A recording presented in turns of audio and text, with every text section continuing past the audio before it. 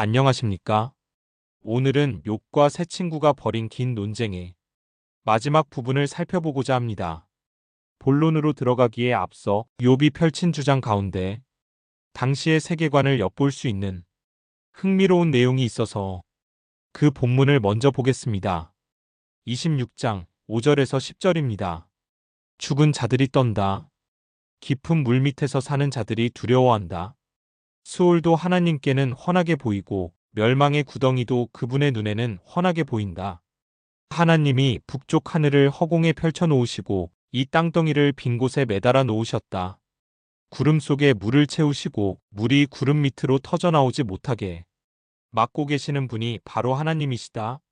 하나님은 보름달을 구름 뒤에 숨기신다. 물 위에 수평선을 만드시고 빛과 어둠을 나누신다. 이렇게 기록되어 있습니다. 욥기 기록 당시의 옛사람들이 세계를 어떻게 이해했는지 그 세계관을 엿볼 수 있는 내용입니다. 하나님의 권능은 땅과 하늘뿐 아니라 수올, 즉 땅속 깊은 곳까지 이른다는 생각이 본문에 담겨 있습니다. 깊은 물 밑에 사는 자들이 두려워한다는 기록에서 옛사람들이 땅속 깊은 곳 바다 아래에 죽은 자들이 가는 어떤 곳이 있다고 생각했다는 것도 알 수 있습니다. 북쪽 하늘을 허공에 펼쳐 놓으셨다는 기록에서는 하늘이 땅 위 공중에 천막처럼 펼쳐져 있다고 생각했다는 것을 알 수 있습니다. 하나님이 땅덩이를 빈 곳에 매달아 놓으셨다는 기록이 인상적인데 이 기록에서는 땅 아래에 빈 공간이 있어서 해가 활동하는 낮에는 달과 별이 그곳에서 쉬었고 달과 별이 활동하는 밤에는 해가 그곳에서 쉬었다고 생각했다는 것을 알 수 있습니다. 지구가 둥글다거나 만유인력의 법칙을 아직 알 수 없었던 시대에 어떻게 땅 아래에 빈 공간이 있다고 생각했을까? 라는 질문을 할 법합니다. 하지만 그 부분은 신비의 영역으로 간주되었던 것 같습니다. 아침에 동쪽에서 떠오르는 해가 서쪽으로 지니까 밤새 서쪽에서 동쪽으로 이동하는 장면을 상상한 결과가 땅 아래에 빈 공간이 있다는 생각으로 이어졌으리라고 추측할 수 있겠습니다. 하나님이 구름 속에 물을 채우시고 물이 구름 밑으로 터져 나오지 못하게 막고 계신다는 기록에서는 땅에 바다가 함께 있는 것처럼 하늘 위에도 바다와 같은 많은 물이 있는데 그 물은 구름 위에 갇혀 있다가 하나님이 하늘 문을 여시면 땅으로 내린다고 생각했음을 알 수 있습니다. 욥이 이 얘기를 논쟁에 끌어들인 이유는 마치 하나님을 다 아는 것처럼 말하는 친구들에게 하나님과 그분이 섭리하는 세계가 그토록 크고 넓고 온갖 신비로 가득 차 있는데 어떻게 그렇게 모든 것을 다 안다는 듯이 단정적으로 말할 수 있느냐고 비꼬는 것으로 보입니다. 욥은 이제 세 친구 모두를 향해 반박합니다. 27장 2절에서 5절을 보겠습니다. 내가 살아계신 하나님 앞에서 맹세한다. 그분께서 나를 공정한 판결을 받지 못하게 하시며 전능하신 분께서 나를 몹시 괴롭게 하신다. 내게 호흡이 남아있는 동안은 하나님이 내 코에 불어넣으신 순결이 내 코에 남아있는 한 내가 입술로 결코 악한 말을 하지 않으며 내가 혀로 거짓말을 하지 않겠다. 나는 결코 너희가 옳다고 말할 수 없다. 나는 죽기까지 내 결백을 주장하겠다. 이렇게 기록되어 있습니다.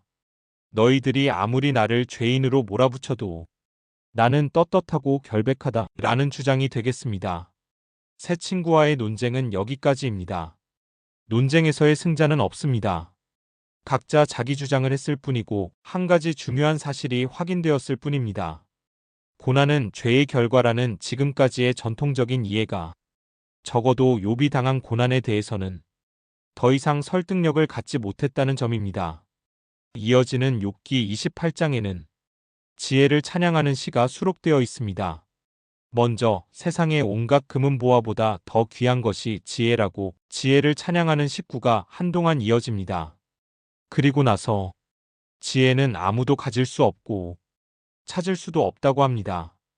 결론적으로 지혜는 오직 하나님께만 있고 하나님에게서 나오는 것이며 하나님을 경외하는 것이 곧 지혜라고 설파합니다.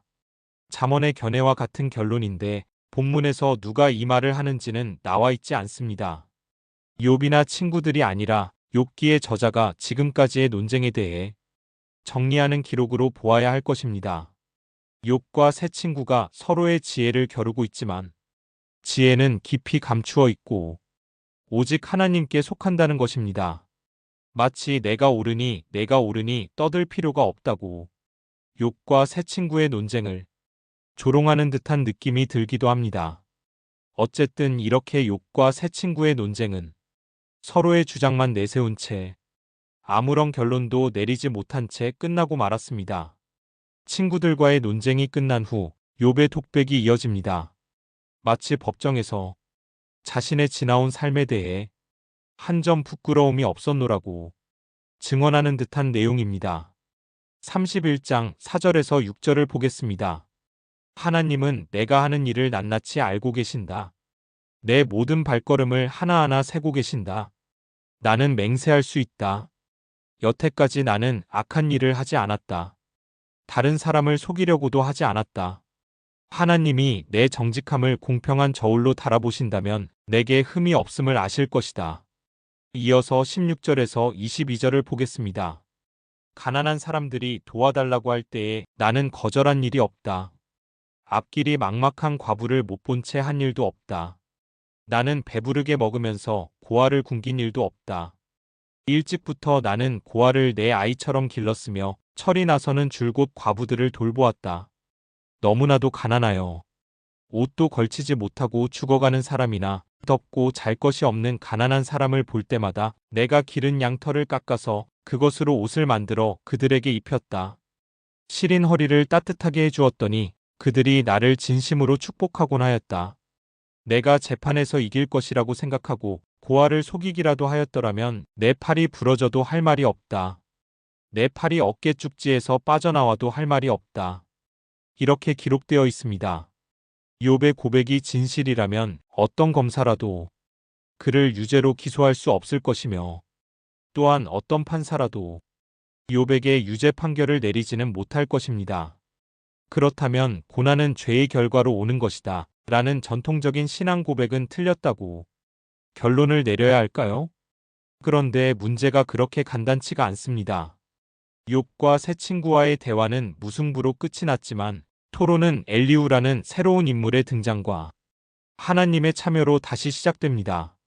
오늘은 여기까지 하겠습니다. 고맙습니다.